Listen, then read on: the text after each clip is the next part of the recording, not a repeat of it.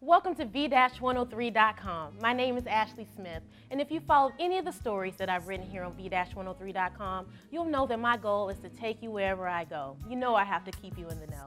Today, we'll be speaking with two amazingly talented gentlemen who are really making a name for themselves within the independent film industry for their hip-hop documentary, The Curators of Hip-Hop, A Story of Independence.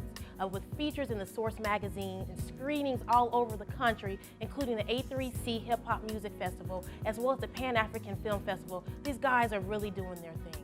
But you know what? It's more than a film. The Curators of Hip Hop is a movement.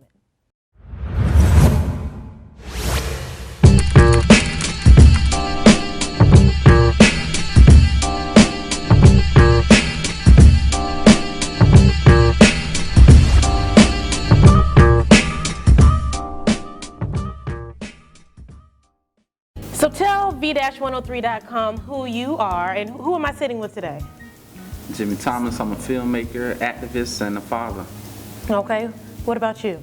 Jermaine Fletcher, filmmaker, new husband, and, a multitasker. I hear that. Now you guys are the founders of the Curators of Hip Hop, right? Correct.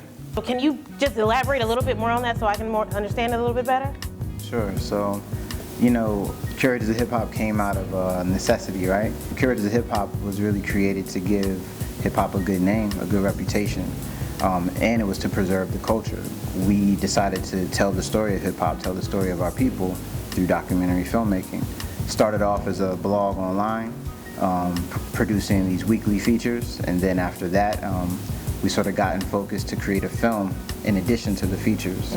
And like we said, it's a movement now. It's more than the films. It's events, it's symposiums, it's community, it's all of the above, and we're just preserving all those elements, not just the MCs, but all the elements of hip hop.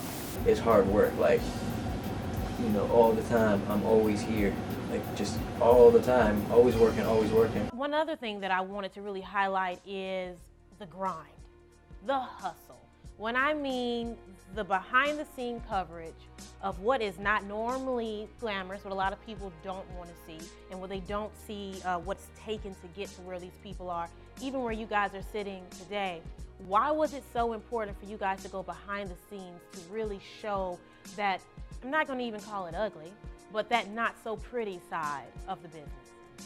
For me, I work with youth, and we in the information age, so they feel like I can make a video, I'm gonna be famous, or I'm gonna take a bunch of pictures on Instagram, and I'm gonna be Instagram famous, and for them, that's their meaning for success, when it comes in the industry. And then I wanted them to see the grind, because a lot of them want to be rappers, but I wanted them to see the actual hard work and work ethic that it takes in order to make it or be successful. And then it's just not for MCs, it's for anybody, any entrepreneur out there. Like, our documentary is really about the power of words and following through with your dreams without wavering from it. And I really mean that, because in anything you want to do, nothing is easy. If anything was easy, then everybody would be successful. Exactly. So that's why we wanted to show the grind that it takes. And it just so happened we were able to pick some people that are really successful right now, and they're just going to continue to grow. What I'm about to say is highly confidential, and in the music industry today very essential. So bust out your pencil, you can do it on your own. Stop thinking that these labels is the ones that put you on. Let's change the topic. Who's your favorite rapper? And I know that a lot of aspiring artists out there don't know what to do. Do I keep my independence so I can have my individuality and really have the artwork, the craft and the creative that I want? What happened in the case of the artists in your film? We've spoken a little bit about some of their success, but tell me what you saw behind the scenes of what truly happened with their contracts, or if you saw that it might have been in best interest for someone to remain independent. So, D1 signed a deal as an artist on RCA. Stickman is independent, and he's making this money independently. He's able to have a living wage and be able to do what he wants and support his family, travel the world.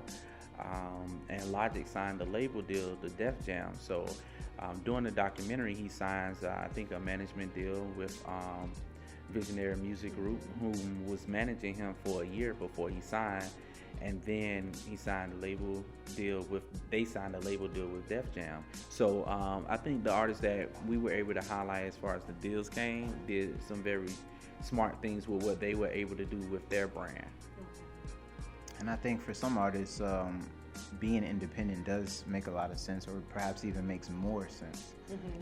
If you want to control your message, or you understand that the type of music you make has a very particular message that would perhaps conflict with sponsors and labels and things like that, then the freedom of your speech, you want to retain that freedom. It may be best to keep that freedom on the outside.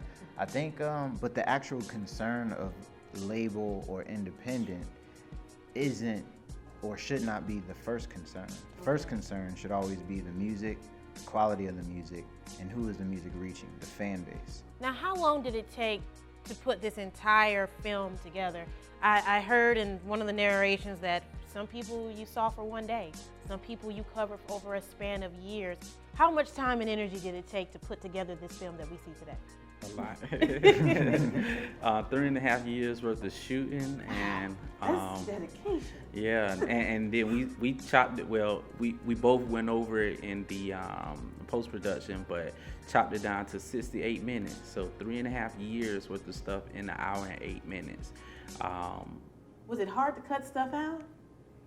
Yes, indeed. Yes, indeed. It was I guess hard. you're the editor. He's Yeah. the editor. Okay. Incredibly hard to cut stuff out, right? Because you're deciding what people shouldn't see, or not even shouldn't see, but just what's going to mean the most. Like, so it really comes down to, does every single frame in this on this timeline make sense? Like, does somebody really need to see this?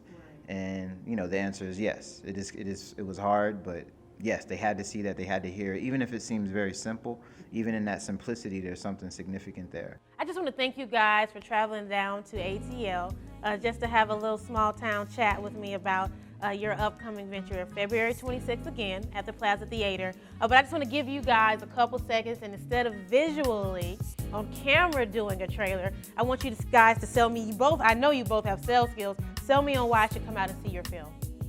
So everybody should come out and see the documentary, because it's really about no matter what it is that you do, it's about following through with your dreams and without wavering from it. And it's to empower everybody. Of course, we followed some MCs, but you're actually going to see some people's dreams come to fruition right in front of your eyes in an hour and 8 minutes.